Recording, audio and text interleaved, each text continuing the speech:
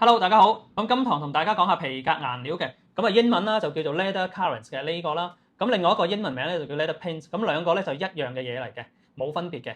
咁啊另外啦講講啦，咁啊嗱呢個咧就叫 leather finish 嘅，呢個咧就叫做固色劑或者叫皮革防護塗色。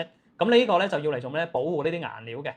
咁我哋嘅顏料啦，再加一個叫做 leather finish 啦，咁就會變成有一個叫做 leather cell seal colorants 嘅。咁啊，即係話呢兩個 mix 㗎啦，咁啊大家要留意下啲名咯喎。咁我哋就會再講講個分別嘅。咁啊，究竟顏料係啲咩嚟嘅咧？咁樣咁啊，我啊整咗個咁喎嗱，呢個咧一個杯啦，我哋有啲顏料啦，咁啊大家睇下咯喎。咁呢個啦，顏料乾咗之後嗱，我咁樣撕出嚟，大家見唔見有一塊嘢咧？哇！見唔見？好似膠咁啊！嗱，呢塊咧就係純顏料乾咗之後，其實一塊膠嚟嘅。咁呢個咧就會保護下邊嘅一個皮革纖維，咁所以就話如果你噴得太多嘅話咧，就會膠咗㗎啦，咁啊手感就會差啲嘅。呢個咧大家就要留意啦咁樣。咁好啦嗱，講個例子啦，我哋呢個叫做 leather finish 咧，同埋呢個顏料咧，其實可以混合使用㗎喎。咁混合點解要混合咧？咁啊嗱，大家睇睇呢幅圖啦，見唔見呢個位咧？好多一塊皮一塊皮咁樣車埋咧，車埋有個皺摺位㗎嘛，有線㗎嘛，咁佢就會黐埋咗喎。咁如果我哋噴顏料，顏料本身咧就係有黏性嘅。如果我哋掹開佢，噴完佢一黐埋，咁顏料咧就會爛㗎啦。咁我哋咪做修復咪有問題咯。咁我哋會點做咧？就將 leather finish 加上顏料，即係皮革塗色加顏料溝咗佢先，然後先噴。一噴嘅話，其實就話已乾咗咧，佢就唔會黐埋㗎啦。呢個咧就係佢嘅好處。咁啊，所以咧就呢個咧就係一個技巧嚟嘅。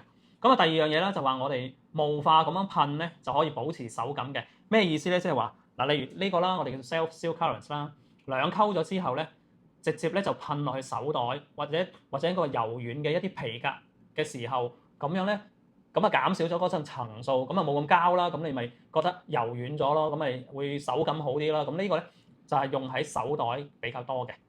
咁另外第三樣嘢啦，就話噴雙色嘅時候咧，咁令到嗰個頂層嘅顏料咧就叫做通透啲喎。咁啊，我舉個例子啦，呢個咁啊，大家見唔見呢個紅色啦？嗱，紅色係底色嚟嘅。咁我哋咧面頭咧就噴咗個黑色。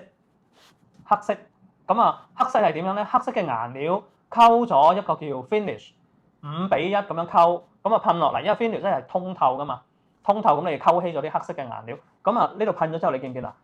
後邊嘅紅色底嗰啲咧就透咗出嚟啦。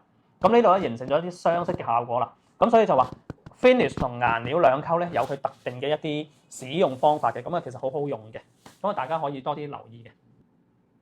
咁啊皮革顏料咧使用咧有啲注意事項咧，咁啊我歸納咗有4點啊，大家可以睇一睇咯喎。咁啊噴我哋英文咧叫 difficulties first， 咩意思咧？即係話爛嘅地方咧先噴，維修咗嘅地方，譬如你補咗個窿白色啦，咁啊先噴晒呢啲重要嘅位置先，然後先整體再噴。咁啊呢個要注意啦。另外就話車椅啊、梳化啊噴咧就要至少有噴4層嘅，每個方向唔同咁樣噴。咁而手袋咧，因為我哋要着重手感啊嘛，咁通常就噴2層。或者最多3層咧就夠㗎啦。咁啊，又或者啦，如果足夠嗱，你小心我哋一個街拉噴4層啊、3層啊咁樣。嗱，呢個係我哋嘅經驗話俾你聽嘅。咁有時你可能噴得太薄嘅話，或者太厚嘅話，咁你就要注意啦。至緊要咧就完全覆蓋咗你要維修嘅地方咁樣咯。咁啊，第3點咧就係話每一層噴完之後咧，要睇睇，用隻手摸一摸，用隻眼睇一睇有冇灰塵喎。有灰塵嘅話咧，先處理，將佢清潔好先。如果唔係嘅話，你再噴第2層嘅話，咁你咪冚咗嗰啲灰塵，咁啊好明顯咁樣會睇得出嘅喎，最後咁啊，所以呢個一定要做咗防護措施先嘅。咁啊第4點啦，咁啊顏料噴咗之後咧，就唔建議打磨㗎啦。咁一打磨嘅話咧，好大機會咧可能要重新咁樣要再去噴過。咁呢個咧就要喺噴塗嘅時間咧就要小心處理啲嘅。好，咁我哋下一個視頻再見。